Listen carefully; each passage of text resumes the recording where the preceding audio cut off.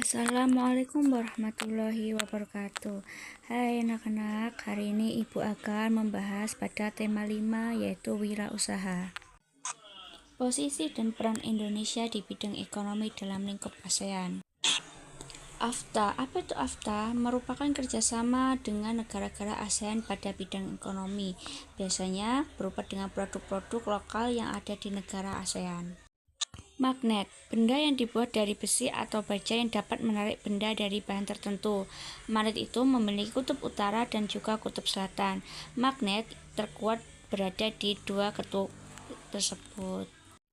Berikut adalah bentuk-bentuk magnet. Ada magnet batang, tabung, jarum, dan juga magnet cincin. Mengenal formulir kegiatan. Apa itu formulir? Secari kertas yang berisi pertanyaan-pertanyaan tentang data diri. Biasanya untuk mengisi formulir pendaftaran sekolah begitu. Macam-macam reklame. Ada iklan, media cetak, pemberitahuan kepada banyak orang tentang barang atau jasa yang dijual seperti gambar yang di samping. Lalu ada dengan spanduk. Ada juga poster, selembar kertas yang berisi tulisan dan gambar seperti gambar di samping. Lalu ada brosur, selembar kertas biasanya brosur dipegangkan pada tempat umum. Keberagaman wirausaha di lingkungan sekitar. Nah, di situ ada gambar. Pada antara pemilik usaha maupun masyarakat itu harus menghargai keberagaman kegiatan wirausaha yang ada. Jadi, keberagaman tersebut bermanfaat karena dapat memenuhi kebutuhan masyarakat. Jadi itu ada pedagang bakso yang mana mereka berdagang untuk dibuat sendiri atau membeli dari pengusaha pembuatan bakso. Sifat-sifat magnet. Ada beberapa poin di situ. Ada kutub magnet yang sejenis atau sesama itu jika didekatkan akan tolak menolak. Tetapi jika berbeda jenis dan tidak senama, kita dekatkan akan tarik menarik. Jadi gaya tarik atau tolak magnet itu paling besar terletak pada kutub-kutub magnet. Magnet dapat menarik benda yang terbuat dari logam seperti besi, baja, dan nikel seperti gambar yang di bawah itu ya. Ada kutub magnet, kalau U dengan U itu senama akan tolak menolak. Tuh. Keberagaman wirausaha dalam kehidupan sehari-hari. Jadi setiap orang yang mempunyai usaha tentunya ingin mengembangkan usahanya menjadi lebih maju. Tidak mungkin jika orang usaha itu ingin menjadi usahanya lebih bangkrut. Jadi kerja keras, semangat, pantang menyerah itu merupakan sikap yang dapat membuat sebuah usaha itu menjadi maju dan juga berkembang pesat. Peran dan posisi Indonesia di bidang ekonomi dalam lingkup ASEAN, yaitu ada pertukaran sandang, ada pertukaran pangan, pertukaran papan, berbagai contoh keberagaman wirausaha. Jadi setiap orang itu melakukan kegiatan ekonomi untuk memenuhi kebutuhan hidupnya. Ada yang bekerja dengan orang lain, ada juga yang membuka wirausaha sendiri. Jadi orang yang mau berwirausaha itu harus memiliki sikap-sikap dalam menjalankan usahanya agar berhasil. Assalamualaikum warahmatullahi wabarakatuh. Hai anak-anak, hari ini kita akan belajar tema 7 yaitu tentang kepemimpinan. Pengertian pidato, kegiatan berbicara yang berisi informasi yang disampaikan kepada orang banyak. Perbandingan fisik sebelum, saat, dan setelah pubertas. Nah, di situ sudah ada contohnya ya, sebelum, saat, dan setelah pubertas.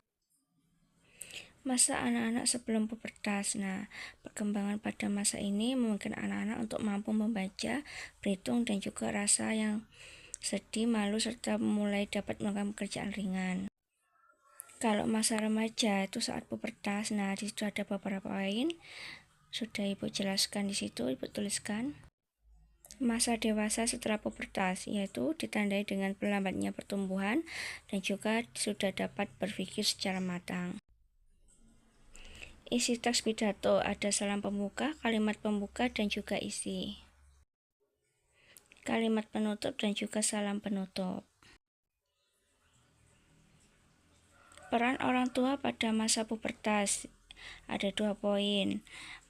Diperlukan dalam menyikapi masa pubertas dan juga memberikan pemahaman kepada kita mengenai perubahan-perubahannya. Makna sila pertama Pancasila dan penerapannya sehari-hari yaitu ketuhanan yang Maha Esa, mengandung bahwa Indonesia percaya dan takwa kepada Tuhan yang Maha Esa.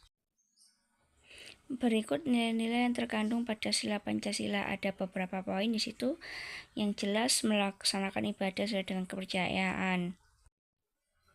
Mengidentifikasi teks pidato. Yang pertama, tentukan topik atau tema pidatonya terlebih dahulu.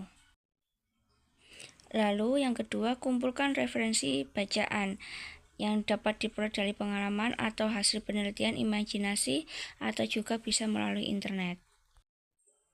Yang ketiga, buatlah rancangan teks pidato sesuai dengan salam pembuka dulu, kalimat pembuka, isi kalimat penutup, dan juga salam penutup. Rangkailah pidato, jadi dirangkai dulu, teks pidatonya sudah dibuat, sebaiknya dirangkaikan menjadi teks pidato yang utuh. Latihan membacakan pidato, jadi berlatihlah membacakan teks pidato yang sudah dibuat tadi. Saat berlatih, perhatikan pelafalan dan intonasinya dengan baik. Makna sila kedua Pancasila dan penerapannya sehari-hari. Sila kedua, berkemanusiaan yang adil dan juga beradab. Berikut nilai-nilai yang terkandung dalam sila kedua, yaitu ada beberapa poin di situ, ada 6 yang sudah Ibu jelaskan. Tuliskan di situ.